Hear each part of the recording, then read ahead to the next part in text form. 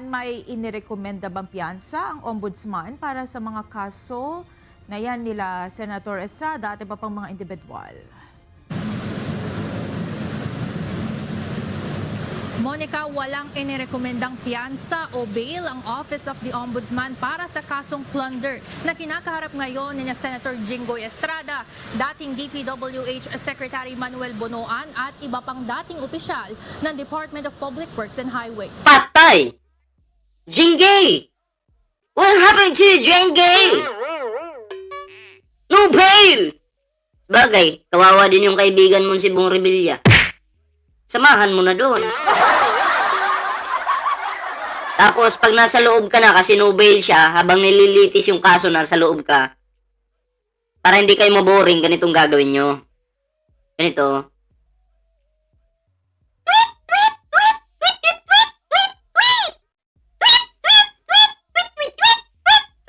Sayaw kayo ng budots. Diba? Sayaw kayo ng budots doon para yung mga kasama nyo sa kulungan maging happy naman. Tapos, ugas-ugas ng... Uy, payo ko lang sa mga nakakulong ha. Ugas-ugas ng puwet. Jingay. Sabi nga ni Rapi Tulfo, may periyong at dagol daw. So, ibig sabihin, itong si periyong at dagol, namumuwit ito. Patay tayo dyan. Paano tumawa si Jinggoy? Ganito? Pag kinikilig. Ay, nako po. Jinggoy! Ay, nako. Ako sa'yo. Magdasal ka na. Manalangin ka. Kay Kibuloy. Doon ka manalangin. Baka sakaling, ay sabagay, hindi makakapasok yung panalangin mo eh. Nakakulong yung Panginoon mo eh, no? Panginoon nyo. Yung mensahe ng prayer mo, hindi lulusot sa pader. Malabo yun. Malabo. Eh, paano na yan? Sumuko ka na rin? Habang maaga pa. Diba? Kahit, para alam mo yon, makatulog ka na maayos. Sumuko ka na. Gayahin mo si Bong Revilla.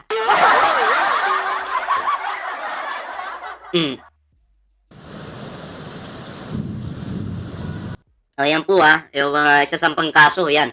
Ayan, sa hindi pa po nakakapag-like, share, subscribe, mag-like na po kayo dyan para po ay maging updated po kayo sa mga uploads po natin. Ayan. So, tuloy po natin to. Formal nang sinampahan ng Office of the Ombudsman ng mga kasong plunder at 2 counts ng graft sina Senator Jinggoy Estrada, dating DPWH Secretary Manuel Bonoan at iba pang dating local engineering officials na sina Denril Cesar Cortuna, Manny Bulusan at Arturo Gonzales Jr. sa San... Ayan na, 5 po ito. Si Senator Jose Jinggoy. Jinggoy. Si Bonoan. Si Cortuna, si Bulusan, at Arturo Gonzales Jr. 5 sila. Patay, Nobel to. Gigan Bayan. Ayon sa Ombudsman, nag-ugat ang mga kaso sa umano'y illegal na budgetary... Ang pagbabalik. Balikbayan.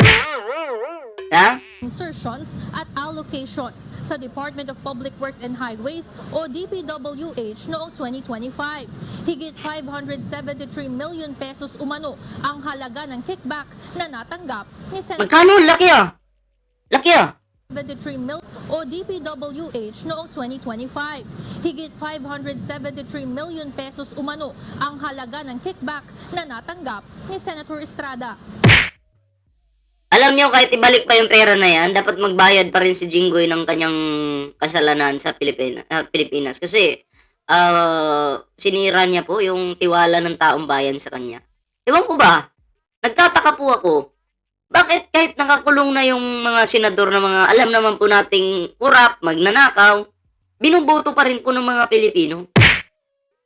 Pero pag ordinaryong tao nakagawa lang ng konting kasalanan, katulad ng kumuha ng saging dahil nagutom, tapos pinakulong. Paglabas niyan po, hindi na makakapagtrabaho yan. Pero itong mga senador na to, pag nakulong at paglabas, pwede pang tumakbong senador. Diba?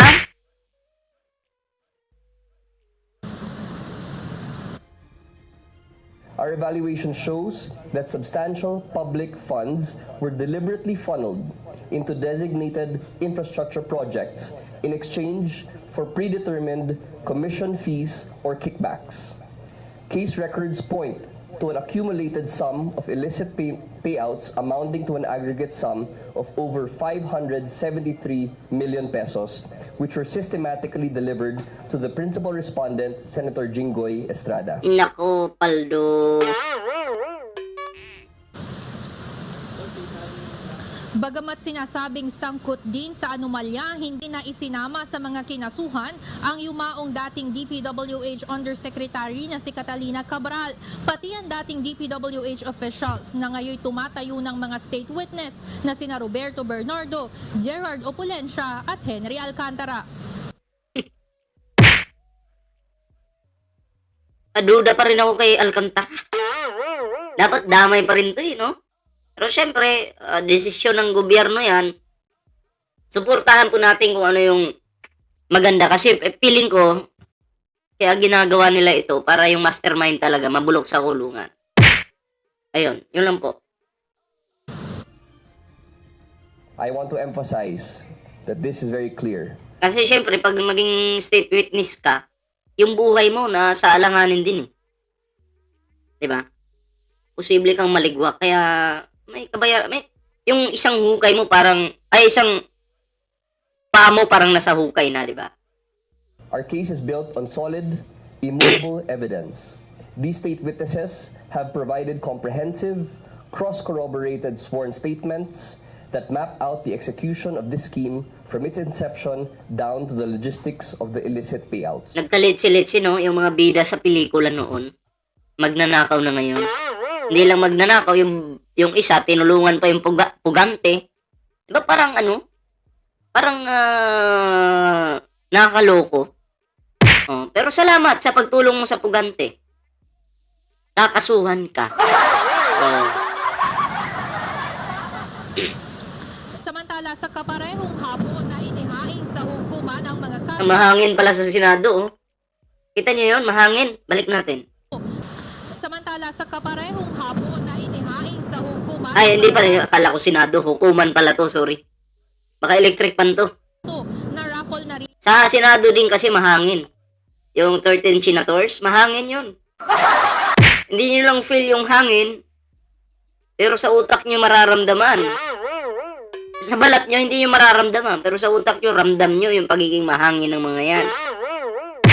Pinagad ng Sandigan Bayan sa kanilang mga dibisyon kung sino ang hahawak ng mga ito. Ako ito, nandiyan ka pa ba? Ako ito, nandiyan ka pa? Wala na. Pinasa na po ako kay Libayan. Oh, pinasa na. Kawawa naman si Ballpoint Man. Pinagpapasa-pasahan lang. Walang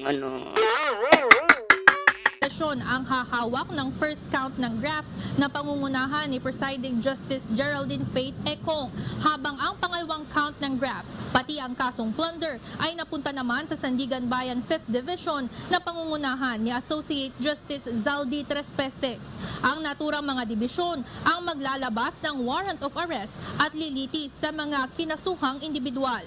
Ayon kay Clavano, upang mapanatili ang integridad ng mga kaso, inirekomenda nilang hindi makapagpiyansa ang mga ito at hihilingin rin nilang mapatawan ng whole departure order. patay. The Office of the Ombudsman is determined to pursue all cases still pending.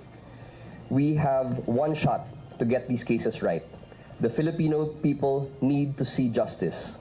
This office is here to make sure we deliver just that.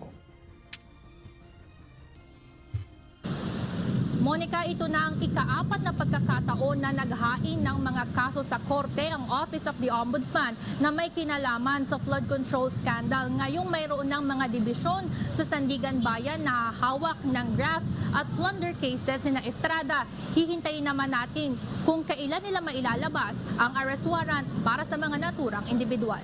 Yan muna ang update. Balik sa inyo dyan, Monica. So, yun.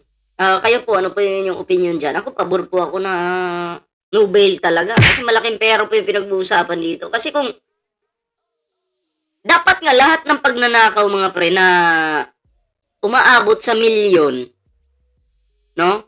Ay dapat no bail na po yan para matuto po yung next generation na magtatangkang tumakbo sa pagiging senador, mayor, lahat ng sangay ng gobyerno, no? Dapat nga milyon lang yung halaga. Mapatunayang milyon yung ninakaw mo, no bail na yan. Para, alam mo po, yun yung isa sa problema ng ating batas no? Ito'y suggestion lang naman. Diba, mali yung pagnanakaw.